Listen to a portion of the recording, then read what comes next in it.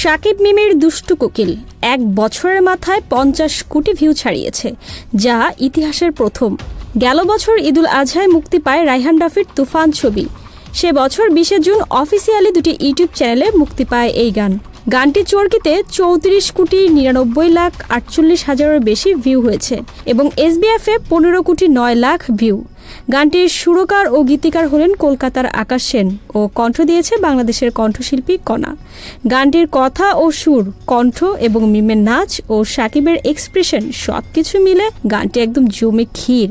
এ ব্যাপারে গীতিকার আকাশ সেনের কাছে জানতে চাওয়া হয় যে কিভাবে তিনি এই গানটি তৈরি করলেন। তিনি বলেন, একদিন ছাদের উপরে পাশের বাড়ির একটি আম গাছে এক কোকিল আরেক কোকিলকে আকর্ষণের জন্য কুকু করে ডাকছিল। সেই থেকে আমার মাথায় এই গানের থিমটা আসে। যদিও এই গানটা তিনি অন্য একটি সিনেমার জন্য তৈরি করেছিলেন, কিন্তু তাদের পছন্দ হয়নি বলে গানটি তিনি তার নিজের কাছে রেখে দেন এবং পরবর্তীতে রায়হান রাফির তুফান সিনেমাতে মুক্তি দেওয়া হয়। তিনি বলেন, শুধু বাংলাদেশ না, কলকাতা এবং ব্যাংককেও এই গান শোনা যায়।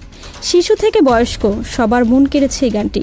অনেকে আমাকে বলেছেন তারা নাকি প্রায় সময় মনের অজান্তে গুনগুনিয়ে এই গানটি গায়। দুষ্টু কোকিল ডাকে রে কুক কুক কুক। আপনি কি তাদের মধ্যে একজন? তাহলে আমাদের লাইক অথবা কমেন্ট করে জানাতে পারেন।